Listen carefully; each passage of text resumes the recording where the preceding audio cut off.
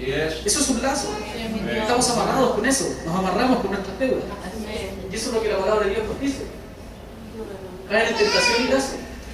Y el codicia necias y dañosas que hunden a los hombres de destrucción y perdición. ¿Por qué? Porque raíz de todos los males es el amor al dinero, el cual codiciando algunos se extraviaron de la fe y fueron traspasados de muchos dolores. Esto tiene relación con lo que vimos ayer igual, ¿cierto? Estos hombres que por avaricia, dice la palabra de Dios, han tergiversado la palabra del Señor. Por eso dice, ¿cierto? Algunos se extraviaron de la fe porque amaron tener riquezas en esta tierra. En primera de Juan, ¿cierto? El apóstol Juan enseña y dice: no améis al mundo ni las cosas que están en el mundo. Si alguno ama al mundo, el amor del Padre no está en él. Porque todo lo que hay en el mundo, los deseos de la carne, los deseos de los ojos y la vanagloria de la vida, no provienen del Padre sino del mundo. Y el mundo pasa y sus deseos, pero el que hace la voluntad de Dios permanece para siempre. ¿Amén? ¿Qué consejo más claro? Yo creo que no hay ni que explicarlo. Sin amor a la riqueza, y podríamos incluir aquí el título: sin amor al mundo también. Esto, aquí viene una parte que es más difícil todavía que lo anterior. La palabra del Señor nos enseña a que nosotros tenemos que dar en vez de recibir. En Marcos 10:21, aquí vemos lo que estábamos viendo delante, de la relación de Jesús con este rico, cierto, insensato. Entonces Jesús, mirándole, dice, le amó y le dijo: una cosa te falta, anda, vende todo lo que tienes y dalo a los pobres y tendrás tesoro en el cielo. Y ven, sígueme, tomando tu cruz. Pero él, afligido por esta palabra, se fue triste, porque tenía muchas posesiones. Entonces Jesús, mirando alrededor, dijo a sus discípulos: cuán difícilmente entrarán en el reino de Dios los que tienen riquezas.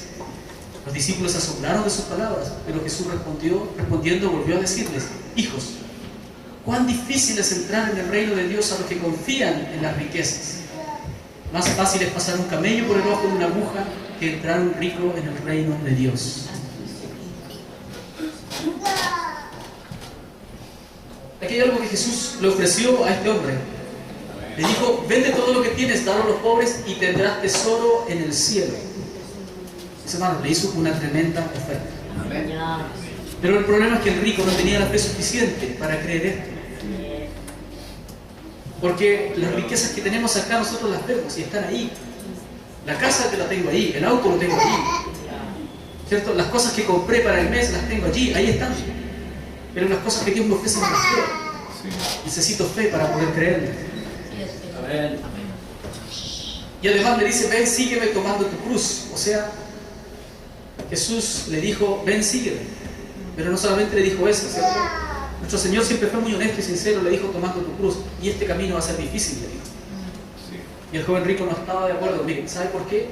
Se afligió porque tenía muchas posesiones, o sea, tenía que desprenderse de demasiadas cosas. A lo mejor a nosotros no nos cuesta sacar 1.000 pesos y entregarle la ofrenda. Pero quizás si tenemos que entregar 10.000 o 20.000, nos costaría, ¿cierto? Ya sería más complicado. Eso le pasó a este joven. Tenía demasiadas posesiones. A lo mejor si hubiese tenido una baila y la vende, no le importa tanto, pero tenía mucho. Entonces él consideraba que era demasiado lo que Dios le estaba pidiendo. Y Jesús le dice esto: cuán difícilmente entrarán en el reino de Dios los que tienen riquezas. Y como sus discípulos se asombraron, Jesús les rectificó lo que les había dicho y les habló de cuál fue la intención que él les había dicho. En realidad lo que quiso decirles fue que cuán difícil es entrar en el reino de Dios a los que confían en las riquezas. Allí está el punto, ¿cierto? Y siempre lo hemos predicado aquí. No es que los ricos no puedan alcanzar el reino de Dios. No es que sea malo tener riquezas. Lo malo es confiar en las riquezas. Si un hombre puede tener riquezas, pero logra tener su confianza plena en Dios, está bien. Y hay muchos hombres que lo hicieron, ¿cierto?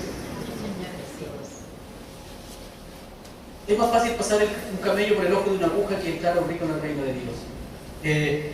Quiero explicar esto también porque si algunos quizás no lo saben. Yo sé que aquí hay varios hermanos que sí entienden esto.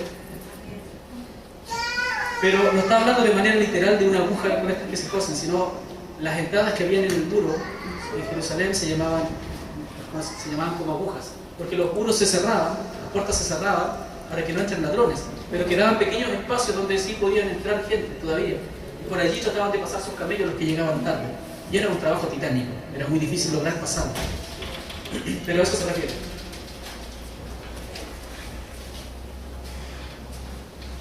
En Hechos, capítulo 20, 35, el apóstol Pablo les dice a los hermanos, ¿cierto?, cuando se estaban despidiendo de ellos en Mileto, lo que leímos ayer en el devocional, les dice: en todo os he enseñado que, trabajando así, se debe ayudar a los necesitados.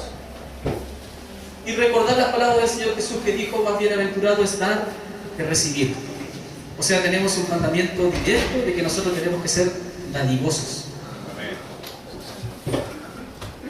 El problema, mis hermanos, es que nosotros estamos tan endeudados que no nos queda para ayudar a los demás. Porque todo lo que tenemos ni siquiera para nosotros nos alcanza.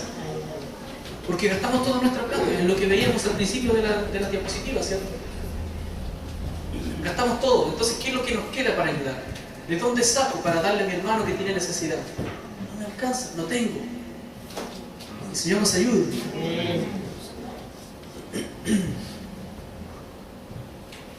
Santiago 2:14. Hermanos míos, ¿de qué aprovechará si alguno dice que tiene fe y no tiene obras? ¿Podrá la fe salvarle? Y si un hermano o una hermana están desnudos y tienen necesidad de mantenimiento de cada día, y alguno de vosotros les dice: id en paz calentados y saciados, pero no le dais las cosas que son necesarias para el cuerpo, ¿de qué aprovecha? Así también la fe, si no tiene obras, es muerta en sí misma. El apóstol pone un ejemplo, ¿cierto?, para decirnos que nosotros tenemos que ser capaces también de darle a nuestro hermano que tiene necesidad.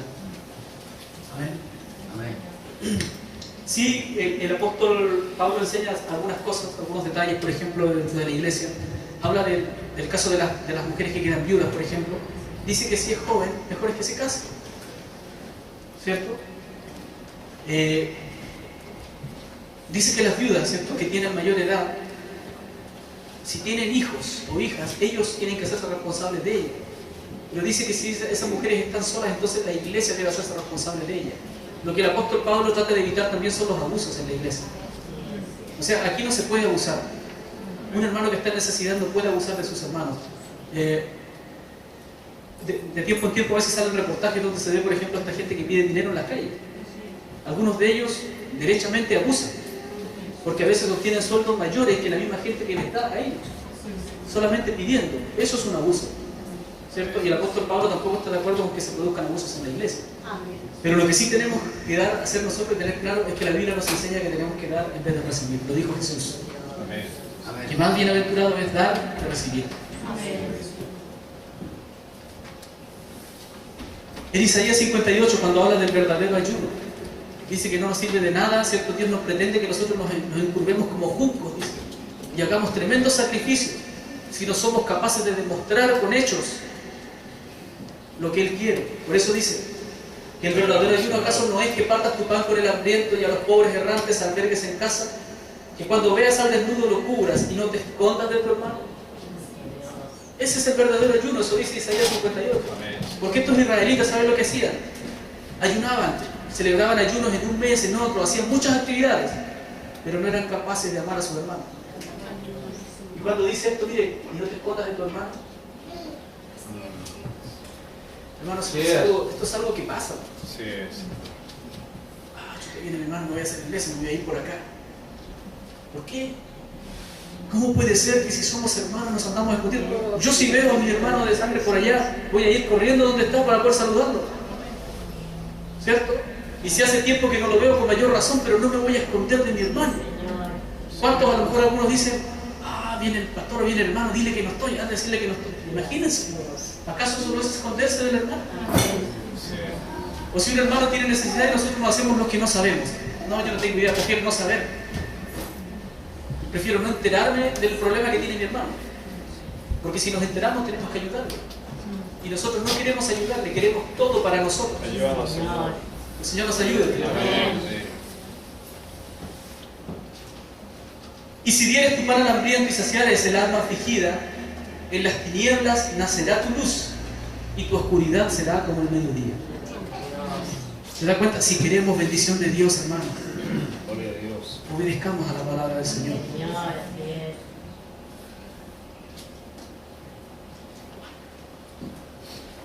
Aquí voy a poner un texto completo donde el Señor Jesús le enseñó a sus discípulos acerca del afán y la ansiedad. Le decía que el mundo vivía de esa manera, pero que ellos no tenían por qué vivir así. Porque Dios, el Padre, conoce nuestras necesidades. Les dice, ¿no es la vida más que el alimento y el cuerpo más que el vestido?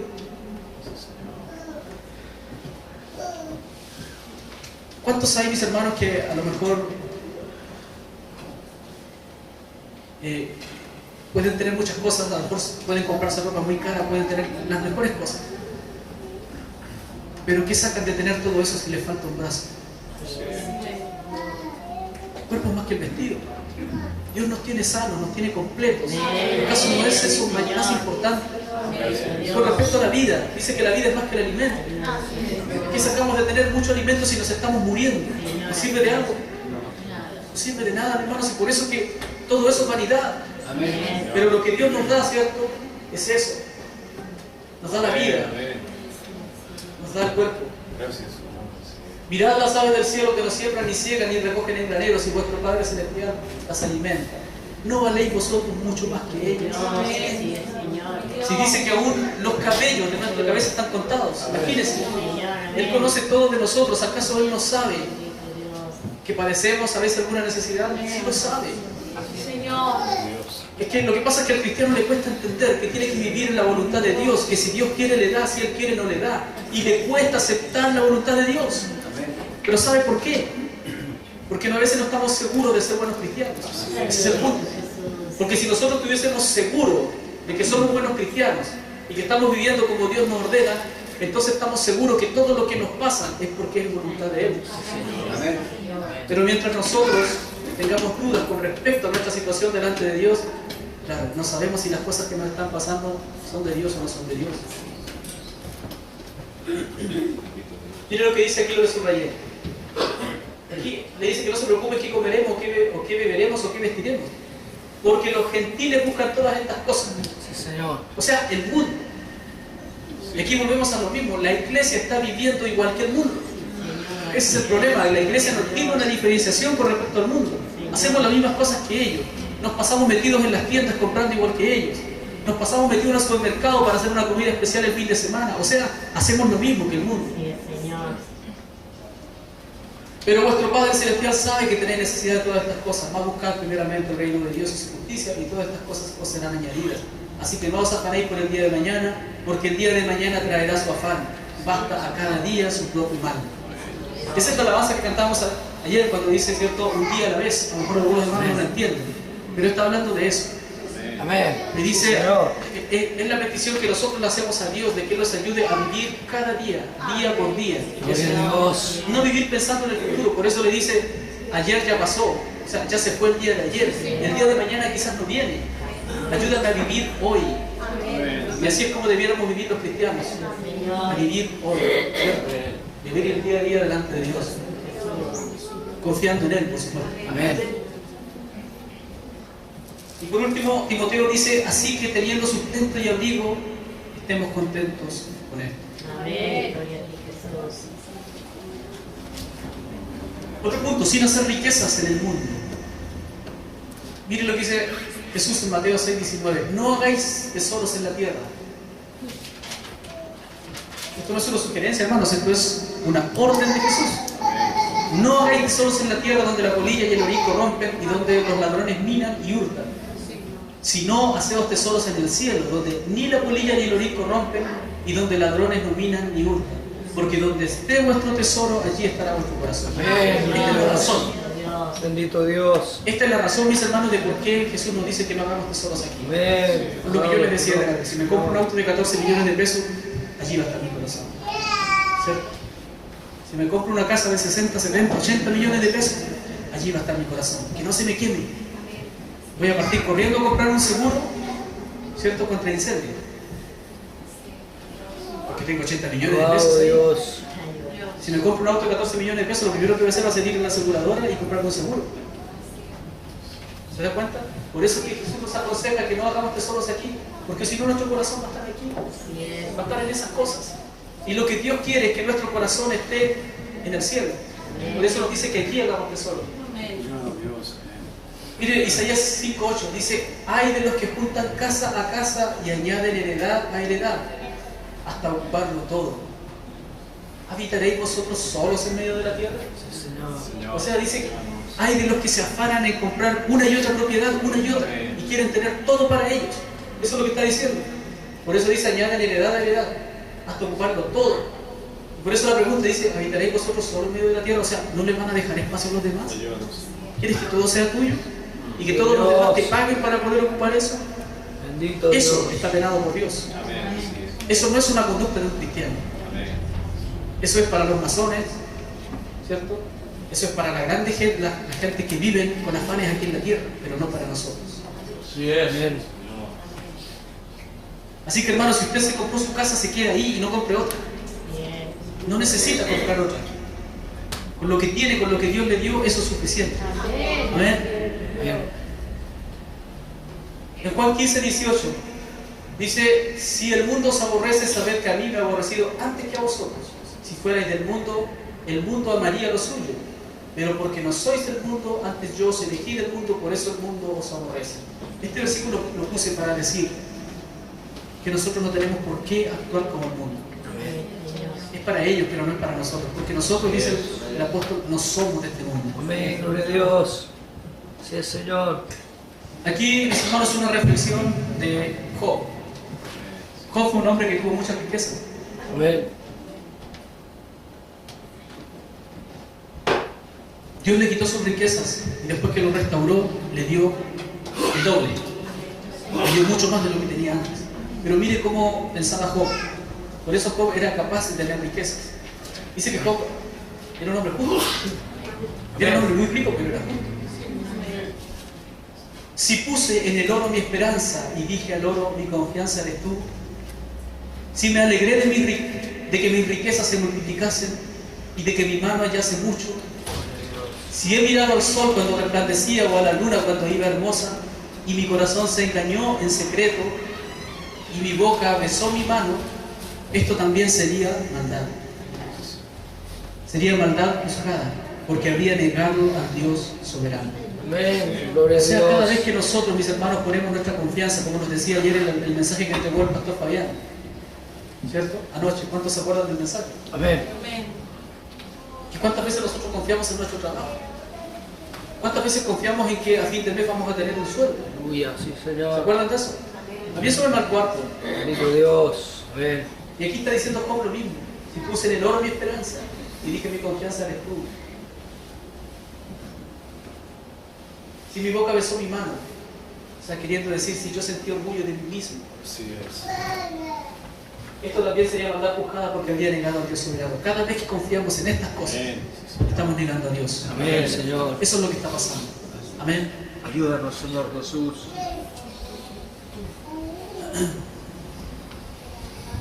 ¿Cuál es nuestro punto débil?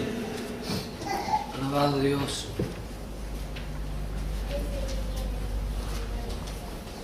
Gracias, Señor Jesús.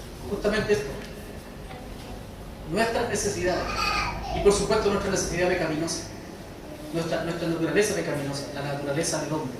Ese hombre que decía el apóstol Pablo, ¿cierto? Que quería vencer. ¿Cierto? Ese hombre que dice y decía que lo bueno que quiero hacer, eso no puedo. Y lo malo que no quiero hacer, eso hago. Hablando de la lucha que tiene internamente siempre el hombre. Entre lo bueno y lo malo. Entre su naturaleza, ¿cierto? Entre el hombre antiguo que tiene que morir y el hombre nuevo que tiene que nacer. Amén.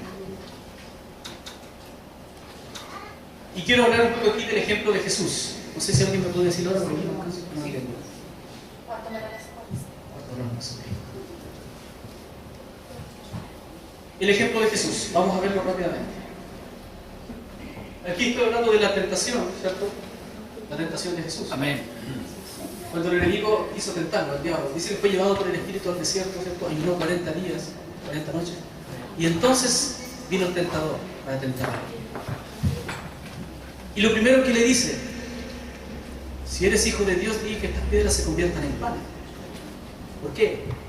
Porque Jesús había ayunado 40 días, 40 noches. O sea, había una necesidad evidente en él. Era hombre. Y por lo tanto, como hombre, sentía hambre. Y hacía 40 días que no comía. Imagínense lo que es eso.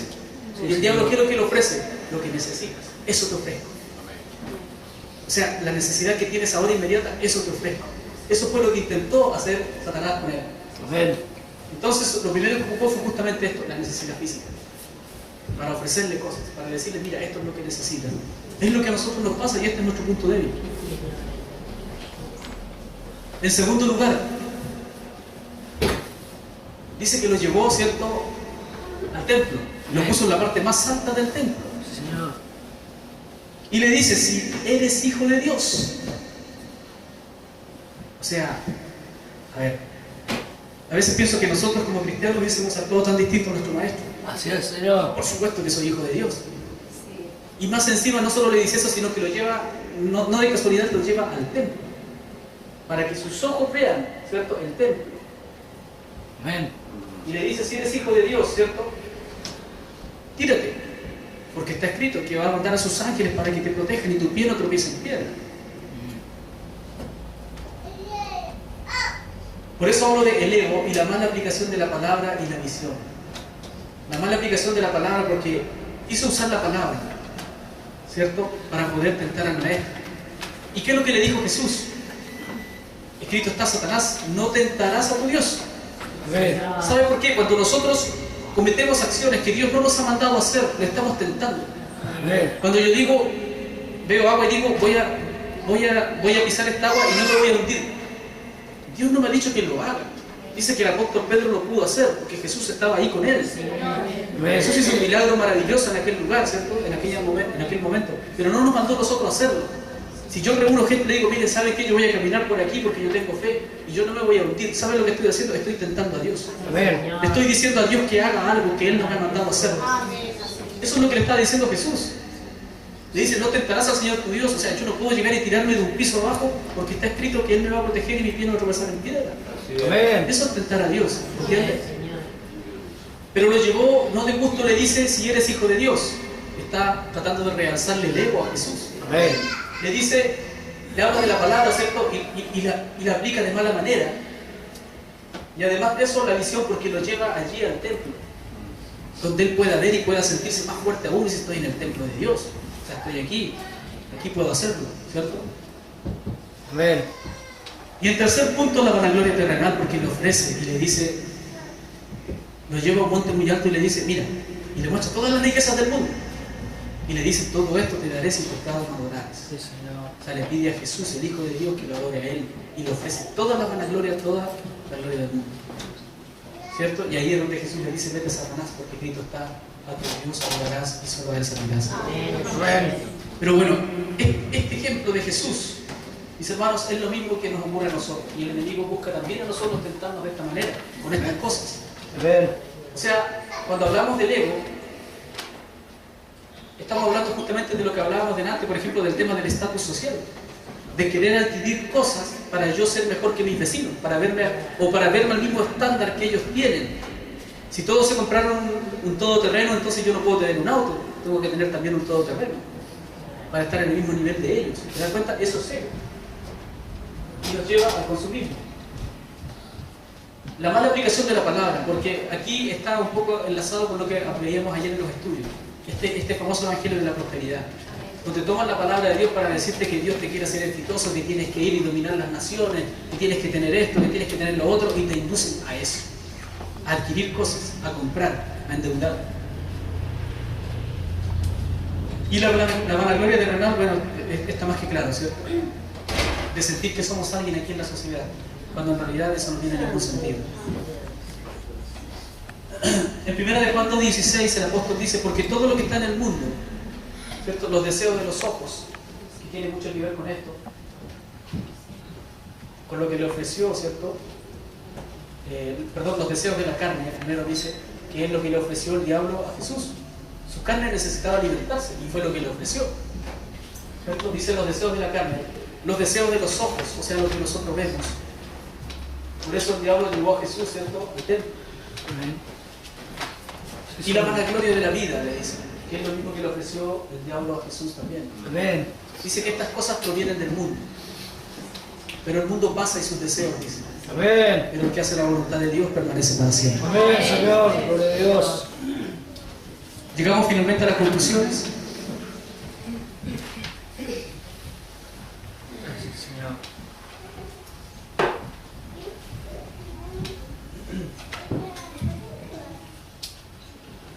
Como primer punto, anoto aquí que pueden haber muchas más conclusiones. Yo creo que cada uno de ustedes también puede tener las conclusiones después de haber visto este estudio. Primero, el cristiano tiene que aprender a vivir con lo que Dios le da. A ver. Y quizás podría agregar algo aquí, a vivir conforme con lo que Dios le da. Amén. Sí, Señor, amén. Gloria a Dios. Segundo punto, la Biblia nos enseña a ser buenos administradores de lo que Dios nos entrega. Dios a nosotros no nos ordena que nosotros vayamos en tienda en tienda comprando, porque nos enseña que esas cosas no son necesarias. Dice que el cuerpo es más que el vestido, ¿cierto? Y nos dice que la vida es más que el alimento. Hermanos, no necesitamos comprar tantas cosas para comer, necesitamos comer lo necesario, lo que nuestro cuerpo requiere. Amén. Ahora, si nuestro trabajo nos lleva a tener una actividad física que es muy cansadora, necesitamos alimentarnos más, es natural. Pero si nuestro trabajo además es un trabajo relajado, yo por ejemplo trabajo en una oficina y estoy casi todo el día sentado, salgo muy poco terreno, no puedo comer lo mismo que mi hermano que va a trabajar y está todo el día trabajando haciendo un esfuerzo físico. Pues obvio que ese hermano necesita alimentarse más que yo. Amén. Yo no necesito comer de esa manera. No necesito comerme 2 platos de comida al almuerzo, por ejemplo. Hay mucha gente que come 2 platos de comida al almuerzo sin necesitarlo. Yo no lo necesito porque mi trabajo no me demanda ese tipo de esfuerzo. ¿Te das cuenta? Entonces tenemos que ser buenos administradores de lo que nos da. Ayúdanos. Ser buenos administradores implica, ¿cierto?, que también tenemos que dejar para poder darle al necesitado. Tercer punto, Dios no nos llamó para hacernos ricos ni para alimentar nuestro ego. Amén. No ese es el objetivo, Sí, Señor, amén. ¿cierto? Él no nos llamó para eso. Y como cuarto punto, lo más importante para el cristiano es la salvación. Ese es nuestro verdadero tesoro. Y el bien más preciado que tenemos. Eso es lo que tenemos que cuidar mayormente, mis hermanos. Eso es lo más importante que tenemos. Más importante que todo lo demás, que todo lo terrenal. Vuelvo a insistir, más importante que el auto, más importante que la casa, más importante que los hijos, más importante que la familia, más importante que la mamá, que el papá. Lo más importante de todo es la salvación. Aleluya. Eso sí es importante, Sí, y por eso Señor, vale la pena amén. luchar. Gloria a Dios. Bendito es tu Quiero nombre, terminar Señor. igual que ayer con un devocional Gloria a Dios. que está en Lucas capítulo 12 y que dice de la siguiente manera: no temáis, manada pequeña, porque a vuestro Padre le ha placido daros el reino. Amén. Vended lo que poseéis y dad limosna. Aleluya. Haceos bolsas que no envejezcan, Gloria a tu tesoro en los nombre, cielos que no se Señor. agoten, donde el ladrón no llega ni polilla destruye. Porque donde está vuestro tesoro, allí estará también vuestro corazón. Estén ceñidos vuestros lomos y vuestras lámparas encendidas. Y vosotros sed semejantes a hombres que aguardan a que su Señor regrese de la boda, Aleluya. para que cuando llegue y llame, le abran enseguida. Gloria a Dios. Bienaventurados aquellos siervos a los cuales su Señor, cuando venga, halle velando. De cierto os digo que se ceñirá y hará que se sienten a la mesa y vendrá a servirles.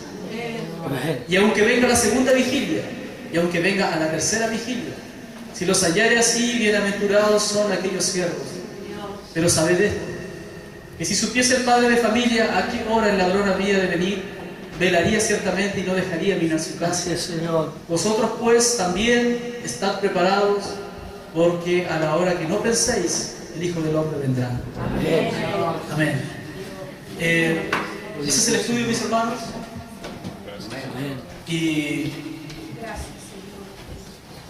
yo terminé con este devocional porque creo que aquí queda claro a dónde es donde nosotros tenemos que centrarnos. Amén, Señor. ¿Qué es lo que realmente es importante para nosotros? Gloria a Dios.